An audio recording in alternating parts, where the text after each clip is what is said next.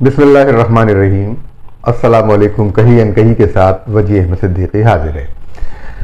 عمران خان کے long march پر جو واقعہ پیش آیا بہت افسوسناک بھی ہے اور سوالیہ نشان بھی ہے، کیونکہ پاکستان کی سیاست میں اب بلوغت بالکل پیچھے رہ گئی ہے، کہیں وہ آ کے نہیں دے رہی۔ لانگ مارچ، جلسے، یہ پیمانہ بنایا جاتا ہے عوامی حمایت کو جانچنے کا۔ یہ لانگ مارچ اور جلسے، ان کے حوالے سے یہ بات سوال کیا جانا چاہیے کہ آخر یہ کیوں کیے جا رہے ہیں۔ پارلیمنٹ جو مسائل کے حل کرنے کی جگہ ہے، وہی مسائل کو حل ہونا چاہیے۔ عمران خان کو اگر اقتدار سے ہٹایا گیا ہے تو ان کی اپوزیشن نے پارلیمنٹ کا ہی سہارا لیا۔ پارلیمنٹ میں جو ان کی حمایت تھی وہ ختم ہوئی اور ان کا اقتدار ان سے چھن گیا۔ پھر اس کا انہوں نے یہ بیانیہ بنایا کہ وہ امریکہ نے کیا، یہ فوجیوں نے کیا، وہ فلاں نے کیا۔ اب یہ سلسلہ ختم ہو جانا چاہیے کہ فوج مداخلت کرے، فوج یہ کرے۔ اگرچہ ماضی میں یہ ہوتا رہا ہے، لیکن اب اس بات کی ضرورت پیش آ رہی ہے کہ فوج کا کردار کم سے کم ہوتا چلا جائے، اور اس کے لیے تمام سیاسی جماعتوں کا ایک موقف ہونا ضروری ہے۔ کچھ چیزیں ان کو طے کر لینی ہیں کہ پاکستان کا جو نیشنل قومی موقف کیا ہوگا، اور اس حوالے سے یہ کشمیر کا مسئلہ ہو، اس پر تمام سیاسی جماعتوں کی آواز ایک ہوگی۔ پاکستان کے ایٹمی پروگرام کا مسئلہ ہو، تمام سیاسی جماعتوں کی آواز ایک ہوگی۔ پاکستان کی اقتصادی ترقی کا معاملہ ہو، تمام سیاسی جماعتوں کی آواز ایک ہوگی، لیکن یہ نہیں ہوتا۔ اور جب بھی کوئی سیاسی جماعت پاکستان کی ترقی کے لیے کام کرتی ہے تو دوسری سیاسی جماعت جب برسر اقتدار آتی ہے تو اس کام کو ربڑ سے مٹا کے دوبارہ شروع کرتی ہے، جس کا نتیجہ کچھ اچھا نہیں نکلتا۔ اس لیے ضروری یہ ہے کہ کوئی ترقی کا تسلسل ہو۔ یہ لانگ مارچ ہم پہلے بھی کہہ رہے تھے کہ غلط تھا، اور اب بھی ہم کہہ رہے ہیں کہ غلط ہے۔ بہت سارے لوگ سوال دوسری طرح کے اٹھا رہے ہیں کہ یہ گولی لگی کہ نہیں لگی، پاؤں میں گولی لگتی ہے کہ نہیں لگتی، نیچے سے گولی کیسے لگی آئی، اوپر وہاں پاؤں میں کیسے لگی، اوپر سے چلی تھی تو پاؤں میں کیسے لگی۔ بہت سارے سوالات ہیں، مجھے اس سے غرض نہیں ہے۔ واقعات، حالات کچھ بھی ہو سکتے ہیں، لیکن اگر عمران خان اپنا لانگ مارچ دوبارہ شروع کر دیتے ہیں فوراً، تو یہ شک و شبہ ضرور ہوتا ہے کہ ان کو گولی لگی ہے یا نہیں۔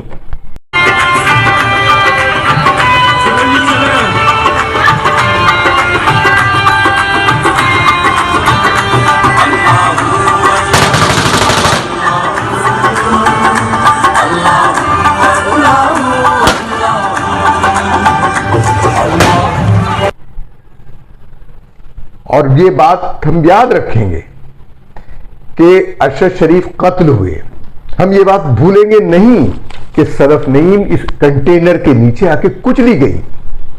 ہم یہ بات نہیں بھولیں گے کہ وہ 14 سالہ بچہ بھی اس سے مرا۔ ہم یہ بات نہیں بھولیں گے کہ جب پاکستان کی ترقی کا معاملہ ہوتا ہے، جب چین کے صدر کو پاکستان آنا ہوتا ہے تو 2014 میں پی ٹی آئی اور پیٹ دونوں آ کر دھرنا دے کر بیٹھ جاتے ہیں اور امریکی مفادات پر کام کرتے ہیں، امریکی غلامی کا صلہ پاتے ہیں۔ پھر چین کا جب اقتدار میں آتی ہے پی ٹی آئی تو رول بیک کر دیتی ہے سی پیک کے،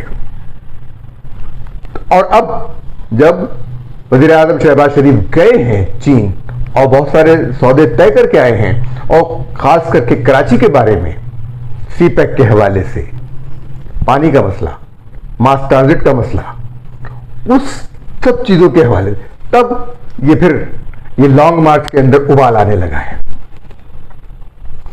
پاکستان کے فوج کے اندر بھی تحمل اور برداشت کا مادہ آنا چاہیے، فوج کو سیاست سے دور ہونا چاہیے اور فوج کو قومی مفاد کے حوالے سے بھی دیکھا جانا چاہیے۔ جب وہ خود کہہ رہے ہیں، آرمی چیف ہوں، ISI چیف ہوں، ISPR چیف ہوں، ان سب نے کہا کہ ہم پولیٹیکل نہیں ہونا چاہتے، ہم غیر سیاسی رہنا چاہتے ہیں۔ زبان سے کہا تو، لیکن آپ رہنے نہیں دینا چاہتے، اور ان کے اندر آپ بے چینی پیدا کر رہے ہیں۔ PTI نے تو حد کر دی، یعنی جنرل فیض حمید کا نام لے لے کر کہا کہ ان کو بناؤ، اور ایک وہ عورت جس کا جادو ٹونے کے علاوہ کوئی کام نہیں تھا، وہ کہتی ہے کہ جی ہمیں فلاں صاحب قبول نہیں ہے۔ وہ کون ہوتی ہے؟ ایک عجیب و غریب معاملات ہو گیا کہ وہ سیاسی بیان دے رہی ہے کہ ہمیں وہ قبول نہیں ہے۔ ایسے لوگوں کی سے ہمیں نجات پانی ہے۔ لانگ مارچ نہیں قبول ہے، مزید خون خرابہ نہیں قبول ہے۔ ختم کریں اس کو، یہ ڈرامے بازیاں ختم کر دیں، یہ خوریزی ختم کر دیں۔ لانگ مارچ کے آپ کہہ رہے ہیں کہ رانا ثناء اللہ اور شہباز شریف اور میجر جنرل ISI کے جو ہیں وہ ذمہ دار ہیں، تو وہ میجر جنرل صاحب جو ہیں ISI کے، تو ان کے فیصل جو ہیں ان کا نام لے رہے ہیں۔ کون لے رہا ہے؟ اسد عمر۔ اب سے تھوڑی دیر پہلے انہوں نے مجھے اور میاں اسلم اقبال کو بلایا اور انہوں نے کہا کہ میرے بہاف پر یہ اسٹیٹمنٹ جاری کرو، کیونکہ وہ کہہ رہے ہیں کہ میرے پاس پہلے سے بھی کچھ انفارمیشن آ رہی تھی جس کا ہمیں پہلے پتہ نہیں تھا، لیکن انہوں نے یہ کہا، اور انہوں نے کہا ہے کہ 3 لوگوں کے اوپر میرا یقین ہے کہ جنہوں نے یہ سب کچھ کروایا ہے، اور وہ 3 لوگ جو ہیں وہ شہباز شریف ہیں، وہ رانا ثناء اللہ ہیں، اور وہ میجر جنرل فیصل ہیں۔ یہ انہوں نے کہا کہ میرے پاس یہ انفارمیشن پہلے آ رہی تھی جس کی بنیاد کے اوپر میں اسد عمر صاحب اور جناب زبیر صاحب، آپ کے والد میجر جنرل غلام عمر کو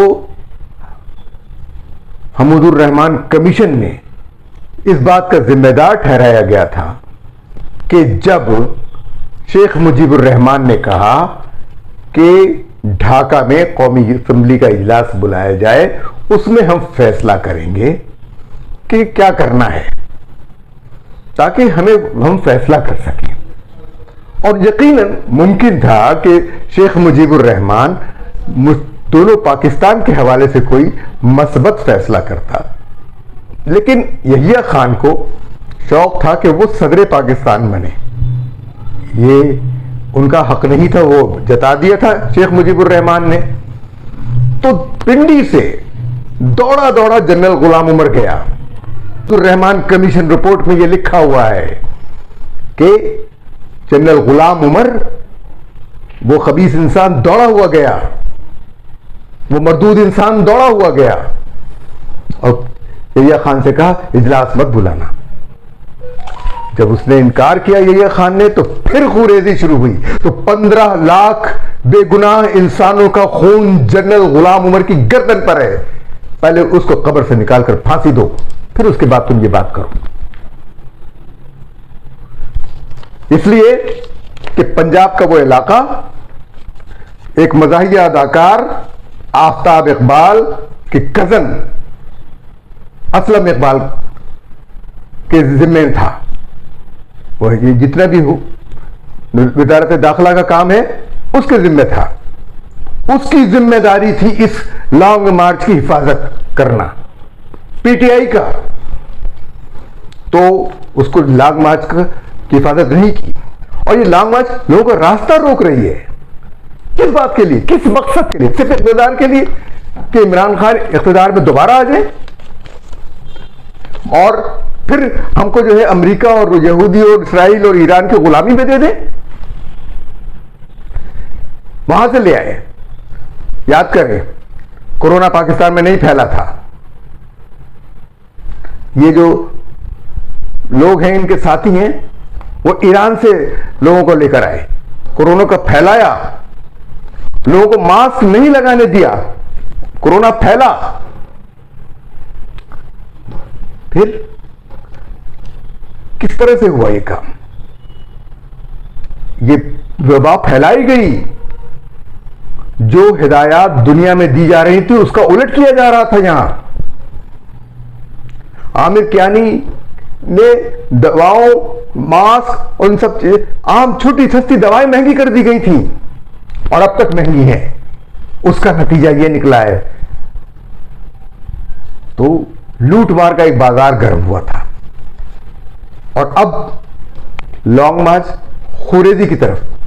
میں پھر کہہ رہا ہوں کہ ہم بھولے نہیں ہیں، اشرف شریف کو آپ نے قتل کروایا وہاں بھیج کر کینیا میں، اور کینیا میں حکومت پاکستان نہیں ہے، آپ الزام لگاتے ہیں تحقیقات ہو، کیوں لوگوں کو گمراہ کرتے ہیں؟ اور صدف نہیں کچلا، آپ کے گارڈ نے دھکا دیا، اور اب بھی ممکن ہے کہ آپ کے گارڈ نے گولیاں چلائی ہوں۔ تو سوچنا پڑے گا کہ یہ کیا معاملہ ہے۔ اگر مسلسل احتجاج کریں گے تو دیکھیے، ہمیں یہ کہنا یہ ہے کہ عمران خان سوچ لیں، شاہ محمود قریشی ان سے شاطر انسان ہیں، اور وہ سارا گیم اپنے ہاتھ میں لے لیں گے، اور عمران خان منہ دیکھتے رہ جائیں گے۔ آپ نااہل ہو چکے ہیں، اور عدالتوں نے اگر اس لانگ مارچ کو اسلام آباد میں آنے دیا تو مجھے خوف ہے کہ اسلام آباد میں یہ خون کی ندیاں بہائیں گے۔ اس لیے ضروری ہے کہ اس لانگ مارچ کو اس خوریزی کے بعد، اس بربادی کے بعد یہی روک دیا جائے اور بند کر دیا جائے اس معاملے کو، اور جو لوگ آرمی چیف کی تقرری پر اعتراض کر رہے ہیں ان کو شٹ اپ کال دی جائے۔ یہ تقرری وزیر اعظم کا اختیار ہے، وہ کریں، اور یہ ایسی تقرری نہیں ہے کہ جس کے اندر وہ قائد حزب اختلاف سے مشورہ کریں۔ جو آئینی تقرریاں ہوتی ہیں ان کے لیے قائد حزب اختلاف سے مشورہ کی جاتی ہے، یہ ایک روٹین کا معاملہ ہے، اور اس کے لیے آئینی اور قانونی طریقہ بنا دیا جائے، وضع کر دیا جائے کہ سینیارٹی متاثر نہ ہو۔ بہت عرصے سے یہ کام ہوتا آ رہا ہے کہ ایک جونیئر کو لا کر اس جگہ پر بٹھا دیا جاتا ہے، جس کے نتائج یہ نکلتے ہیں کہ پولیٹیکل ایمبیشس ہوتے ہیں، اور وہ نیچے سے لوگ سیاسی عزائم لے کر آگے بڑھتے ہیں اور اپنے سینئرز کو دھکا دے کر آگے آ جاتے ہیں۔ تو یہاں پر سینیارٹی کو اور دوسری چیزوں کو بھی مد نظر رکھا جائے، اور اس بات کو بھی مد نظر رکھا جائے جو قائد اعظم نے کہی تھی کہ کوئی ایسا شخص جو سیاسی عزائم رکھتا ہو اس کو آرمی چیف نہ بنایا جائے، اور جب کوئی سیاسی جماعت کسی جنرل کی حمایت کرے تو وہ تو ویسے ہی نااہل ہو گیا۔ میں یہ سوچتا ہوں کہ امید ہے کہ عمران خان بھی اب یہ سوچ لیں گے کہ ان کا لانگ مارچ مزید اگر آگے چلا تو خوریزی مزید ہوگی، اور یہ صرف ان کی وجہ سے ہوگی۔ یہ خوریزی وہاں ہوئی ہے جہاں سے وفاقی حکومت بہت دور تھی، اور وزیر آباد بالکل مرکز میں، بیچوں بیچ گجرانوالہ میں۔ اور دوسری چیز ایک بہت عجیب سی ہوئی ہے، مجھے افسوس سے کہنا پڑتا ہے، ملک بھر میں احتجاج ہو رہا ہے، کبھی ایسا نہیں ہوا۔ پشاور میں کور کمانڈر کے گھر کے آفس کے دفتر کے سامنے مظاہرے ہو رہے ہیں، اور ٹینکوں پر لوگ کود رہے ہیں۔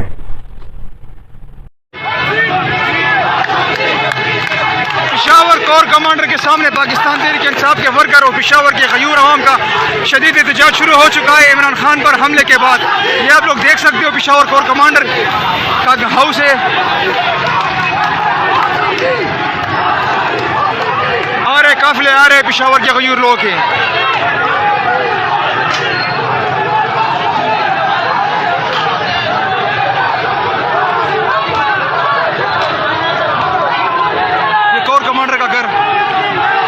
हालात इंतहाई कशीदा हो रहे हैं पेशावर में। ये कौन लोग हैं जो पाकिस्तानी टैंकों की बेहुरमती कर रहे हैं? ये वही लोग हैं जिनको शहरियत दी गई, जो अफगानी दहशतगर्द हैं, जो तालिबान के भी खिलाफ हैं, जो पाकिस्तान के भी खिलाफ हैं, और जिनकी सरपरस्ती भारत और शुमाली इत्तेहाद करता रहा है, अमेरिका करता रहा है, उन्हीं को शहरियत दी गई, ये दहशतगर्दों को। और वही दहशतगर्द आज पेशावर के कोर कमांडर के घर के सामने, दफ्तर के सामने कूद रहे हैं। मैं बहुत अफसोस के साथ ये कहता हूं कि इमरान खान, आपसे हमें इस गैर संजीदा रवैये की तवक्को नहीं थी, और शटअप काल दे दीजिए असद उमर को और लोगों को। बगैर तहकीक के इल्जाम लगाने वाले, उनका क्या अंजाम होगा हम नहीं जानते। अल्लाह ताला इस मुल्क की हिफाजत करे, क्योंकि देखिए पाकिस्तान के अंदर स्टेबिलिटी आने से किसको तकलीफ होगी। इसलिए अगर ये कार्रवाई कि ये कहते हैं कि हुकूमत की है, नून लीग की है, राना सनाउल्लाह की है, शहबाज शरीफ की है, और ISI के एक मेजर जनरल की है, तो अफसोस की बात है। ये कार्रवाई तो हिंदुस्तान की भी हो सकती है। वो पाकिस्तान के अंदर सियासी इस्तेहकाम नहीं देखना चाहता, वो चाहता है कि यहां मार्शल्ला लगे ताकि वो दुनिया के सामने पाकिस्तान को बेइज्जत कर सके। वो नहीं चाहता कि पाकिस्तान के अंदर जमहूरियत नजर आए दुनिया को। दुनिया जब जमहूरियत नजर आती है तो हिंदुस्तान का मौक़िफ़ रद्द होता है। आप लॉन्ग मार्च करके हिंदुस्तान का काम कर रहे हैं, बंद कर दीजिए इस लॉन्ग मार्च को। सोच लीजिए, पाकिस्तान के लिए सोचिए, वरना हम ये सोचने पे मजबूर होंगे कि आप किसी और के इशारे पे काम कर रहे हैं। वो ममालिक पाकिस्तान के चारों तरफ पाकिस्तान के दोस्त अब नहीं रहे, लेकिन सिर्फ एक चीन, उस रास्ते को कौन बंद करना चाहता है? हमारा और चीन का मुश्तरका दुश्मन कौन है? हमारा और चीन का मुश्तरका दुश्मन हिंदुस्तान है। हमारा और चीन का मुश्तरका दुश्मन अमेरिका है। और हिंदुस्तान का दोस्त कौन है? ईरान है। हिंदुस्तान का दोस्त कौन है? अमेरिका है। और गौर कीजिए कि जो बातें मैंने कही हैं उनके अंदर क्या मौक़िफ़ है। मैं वाज़ेह कर दूं कि मैं किसी पार्टी का तर्जुमान नहीं हूं। नून लीग अगर गलत करेगी तो उस पर भी तनकीद करूंगा, और PTI गलत करेगी उस पर भी तनकीद करूंगा, और पीपल्स पार्टी की अगर गलत कर रही है, जो कुछ करती रहती है, उस पर भी हम तनकीद करेंगे, माफ नहीं करेंगे। तारीफ करने वाले तो बहुत से हैं, हम तो इशारा करते हैं। इजाज़त दीजिए, अल्लाह हाफिज।